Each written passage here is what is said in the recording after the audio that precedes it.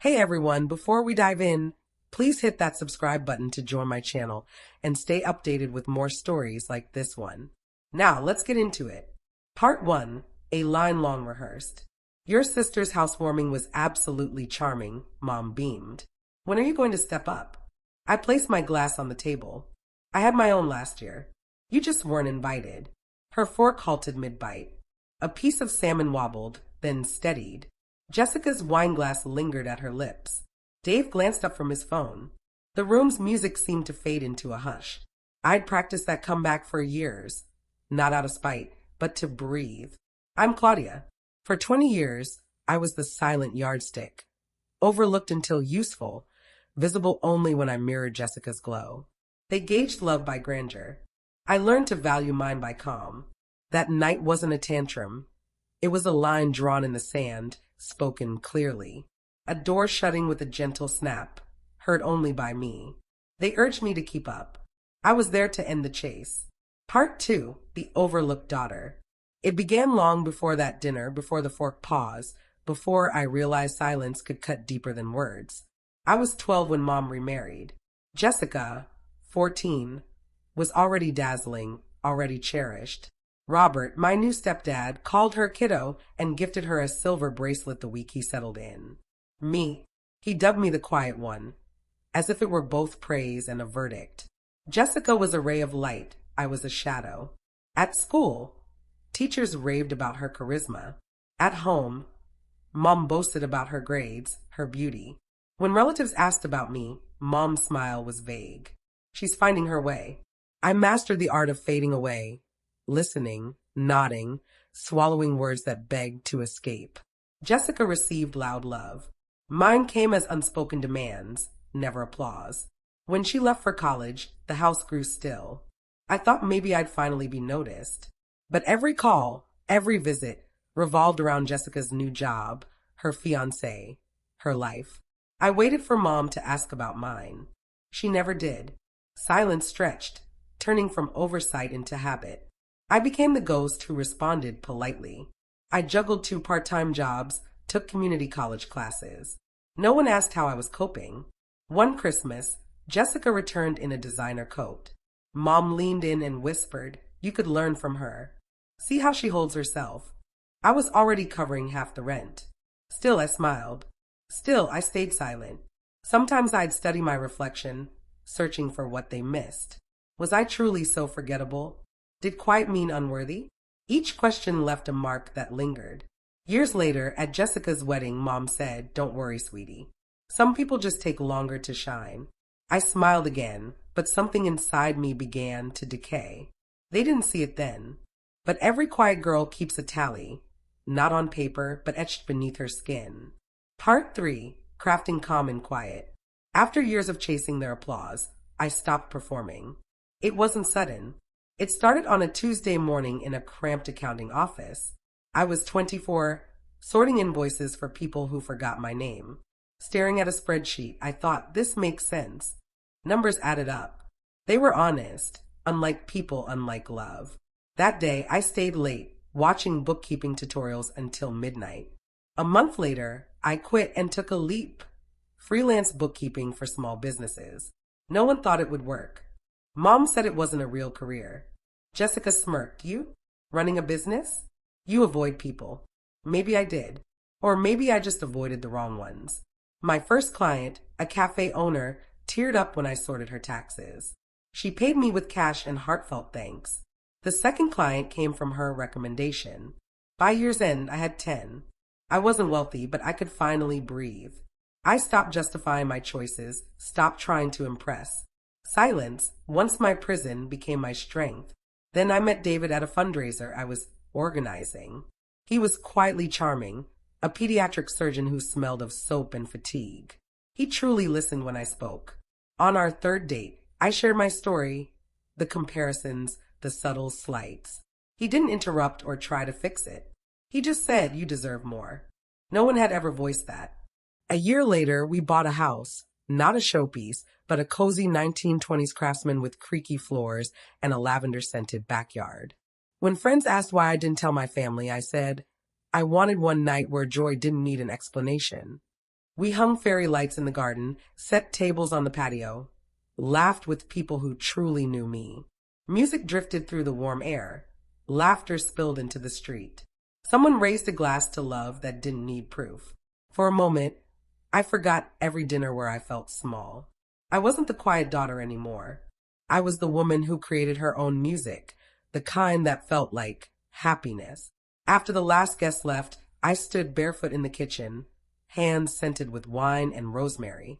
The house hummed with calm, alive with peace. For once, the silence didn't hurt, it shimmered. That was our housewarming, the one Mom never knew about. For the first time, I realized I wasn't missing family, I was creating one. Peace wasn't silent anymore, it was vibrant, and my name was on the deed. Part 4, the house that proved nothing. That peace held for 6 months, until a single phone call broke it. "Claudia," Mom said, her voice sweet and pressing, "your sister bought a new house. You have to come to her housewarming." I nearly laughed. Of course, Jessica did. Of course, there'd be a party. And of course, I'd be the unseen guest of honor again. "I'll think about it," I said. Her tone sharpened. "Don't be dramatic. Jessica really wants you there. Translation, she needs an audience."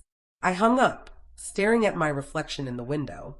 Same eyes, same mouth, but a different woman than the one they once ignored. David found. Me, phone still in hand. "You look like you tasted something bitter," he said. "Mom wants us at Jessica's housewarming." He raised an eyebrow. "Do you want to go?" I wasn't sure. I looked at him, my rock, the life I'd built from scratch. Part of me wanted to say no, but a small, wounded part wanted them to see who I'd become. So we went.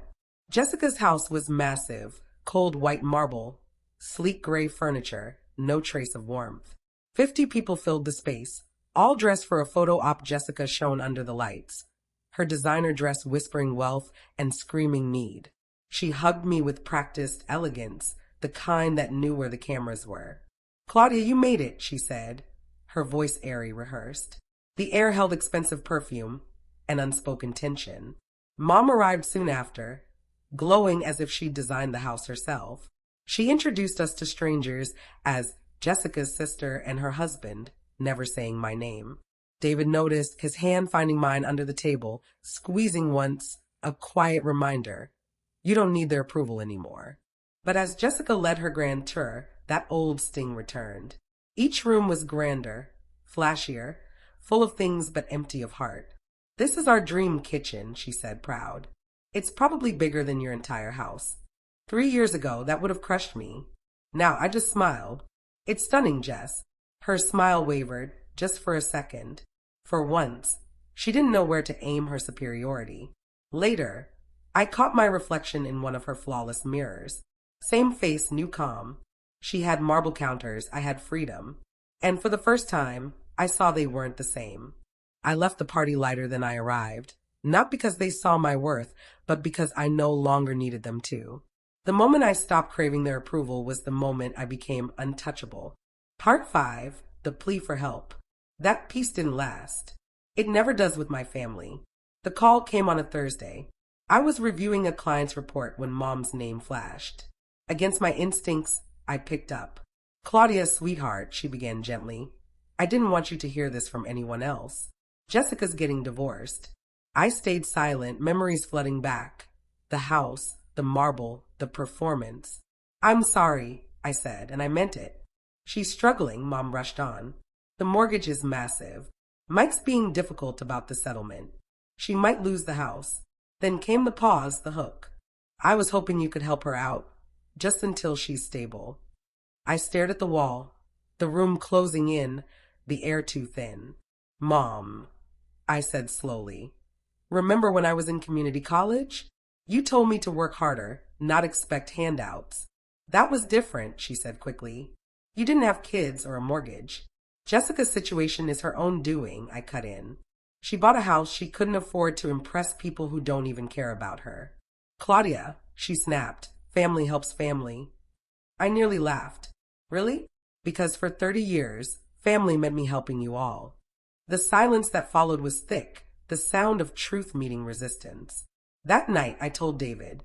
He listened, hands clasped. So, your sister spent herself into debt, and your mom wants you to fix it? Pretty much. And if you say no, they'll hate me. He shrugged. Let them.